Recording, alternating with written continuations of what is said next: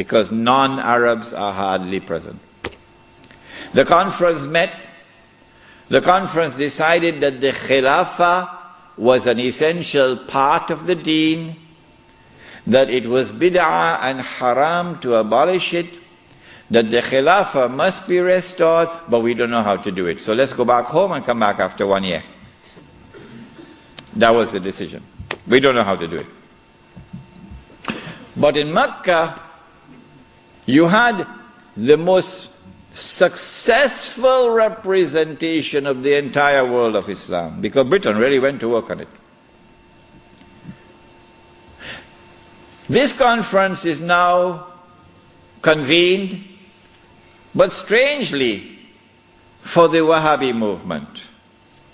Strangely for the Wahhabi movement, which is a religious movement, which declares that it is bringing back the original Islam and removing all the extraneous things which had been added and cutting out all the shirk.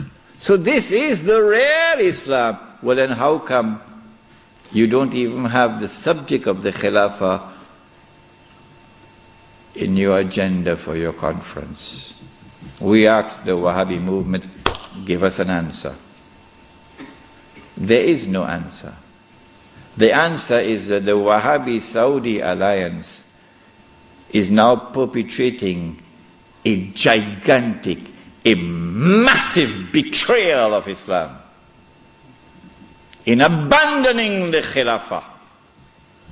And so the conference takes place. But the subject of the Khilafah is not even on the agenda of the conference. Instead, Abdulaziz ibn Saud approaches the conference twice, himself in person, and he asks the conference to recognize him as Al-Malik. That his rule should be recognized over the Hijaz.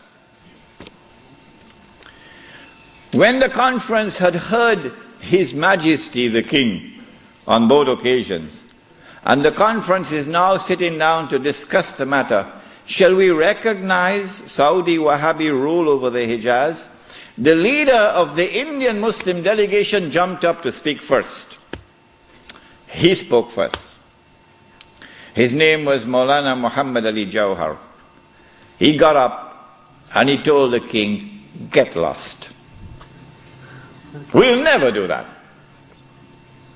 As soon as the leadership of the Indian Muslim delegation had established its position of rejecting the claim of the Saudi Wahhabi leadership for sovereignty and control over the Hijaz, the rest of the delegates couldn't say, That was the power of a man who knew Islam and lived Islam. And so the conference ended without giving to the Saudi Wahhabi rule over the Hijaz recognition. They decided that they'll meet every year, but that was the last time they ever met. This then was the response of the world of Islam to the abolition of the Khilafah. In 1930, I think, or 31, Hajj Amin al-Hosein in Jerusalem felt that the ominous advance of the Jews in the Holy Land required a response from the world of Islam. So he sought to reconvene the conference in Jerusalem. But it was a new conference. It gave it a new name in 1930 or 31.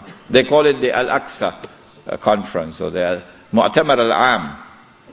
And this conference also met in 1930-31, but you're meeting to establish Darul Islam in a territory which is under British rule. Nothing could be more foolish than that. How can you restore Darul Islam when you're meeting in a territory which is under British rule? And you have to get permission from the British government to hold your conference. So the conference ended without being able to do anything about it. Since then to this day, there has been no effort, no significant effort on the part of the world of Islam to restore the Khilafah. Why? Simple.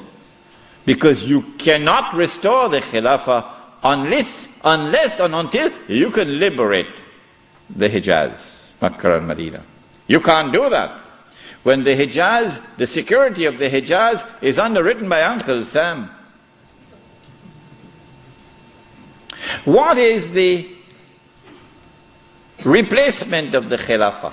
Around the world, beginning with the secular Republic of Turkey, and then an Iran which resembles a Shia republic but essentially is a secular republic,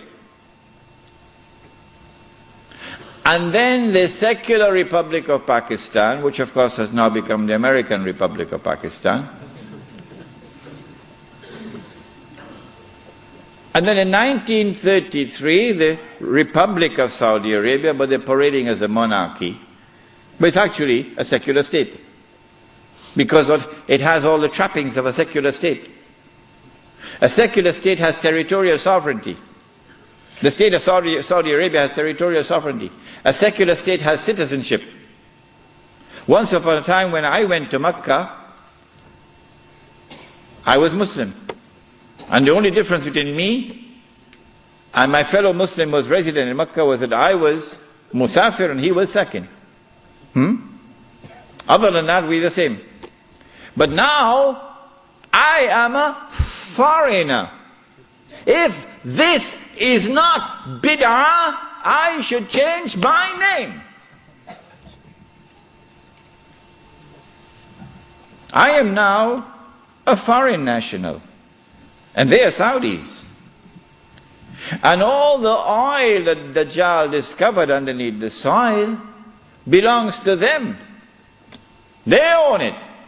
So what about Abdulaziz ibn Saud's proclamation that this entire land belongs to the world of Islam? That's forgotten. That's why they hate me for reminding you of these things. The entire world is now embraced, the entire world of Islam is now embraced by the modern secular state. Now let me say to you before I leave Australia, any Muslim, whenever I talk on two subjects, a lot of people now begin to behave strangely towards me. But while it pains my heart, it will not change me. Because I do not teach Islam to please people. I try to do it to please my Lord. When I talk on the subject of riba, some people begin to hate me. Yeah, it doesn't matter. When I talk on this subject also, when a Muslim pledges his allegiance to the modern secular state and to its constitution, which declares that Allah is no longer Al-Malik, no longer Al-Akbar, no longer Al-Hakam. The state is now Al-Malik, Al-Akbar and Al-Hakam. And the state can make halal what Allah made haram. When a Muslim pledges his allegiance, and you've got to do that to get citizenship. Oh yeah. Can't get a US passport without pledging allegiance. When you do that, you commit shirk. If you don't believe me, no problem. No problem. When you reach the grave, then you will see. When a Muslim goes and votes in the elections to constitute the government which will preside over this shirk, you enter into shirk. But if you don't believe me and you want to go and vote in the elections, I am not stopping you. So don't let there be any bad blood between us. I'm not stopping you. But when you enter in the grave and you find that you've entered into shirk, do not plead ignorance. That's all. Stand up like a man and take it on that day. This is now the universal shirk that the Prophet ﷺ had prophesied. He said the time would come when shirk will be everywhere, be so difficult to recognize it. However, as difficult as it would be to recognize a black ant on a black stone on a dark night. So if you did not recognize it before this lecture, don't be surprised, but now you know.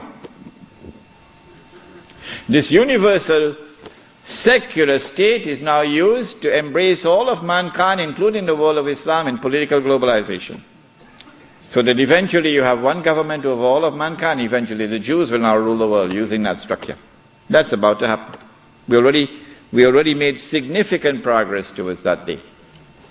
When you read this book, Jerusalem in the Quran, which I believe is the first and only book on the subject, because you couldn't write this book before 1948. Nobody could write it before 1948. Not in 1400 years of this history. In fact, it was difficult to write this book in 1948. It's easy to write it now, but difficult to write it at that time. When you read this book, then you'll understand why it is I say that we are now located at that moment in time when one ruling state is about to give way to another, that the state of Israel is about to replace the United States as the ruling state in the world.